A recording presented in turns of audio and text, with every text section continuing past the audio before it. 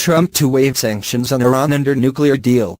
U.S. President Donald Trump said on Friday he will extend sanctions relief on Iran under the 2015 nuclear deal for the last time, threatening a U.S. withdrawal from the landmark pact unless U.S. Congress and European allies can fix the alleged disastrous flaws. Calling it a last chance, Trump said in a White House statement that his country will not again waive sanctions in order to stay in the Iran nuclear deal. Responding to Trump's harsh stance, Iranian Foreign Minister Mohammad Zarif said on Friday that it was desperate attempts to undermine an accord which Iran said was not renegotiable. Trump's policy and today's announcement amount to desperate attempts to undermine a solid multilateral agreement, said Zarif on Twitter. Trump has long been critical about the pact inked between the six world powers, namely China, Russia, Britain, France, the United States and Germany, and Iran in 2015, in which the West promises to relieve sanctions on Tehran in exchange for a halt in Iran's efforts to develop a nuclear weapon. The U.S. president must sign a waiver suspending the U.S. sanctions on Iran every 120 days.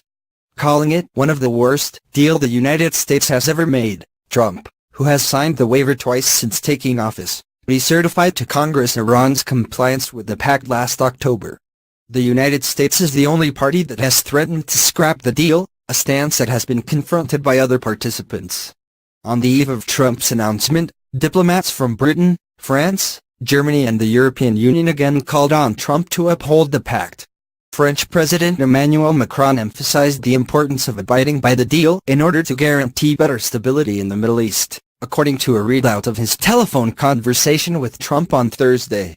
Meanwhile, China and Russia, the other two parties, have also repeatedly called on the United States to maintain its commitment to the Iranian nuclear deal, which is a beneficial practice of solving a critical issue through political and diplomatic means.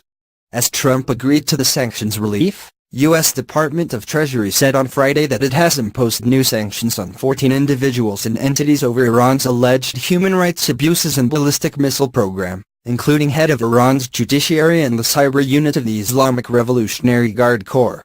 The U.S. has sanctioned around 100 individuals and entities involved with Iran's ballistic missile program and other activities, which the United States saw as illicit, according to Trump's statement on Friday.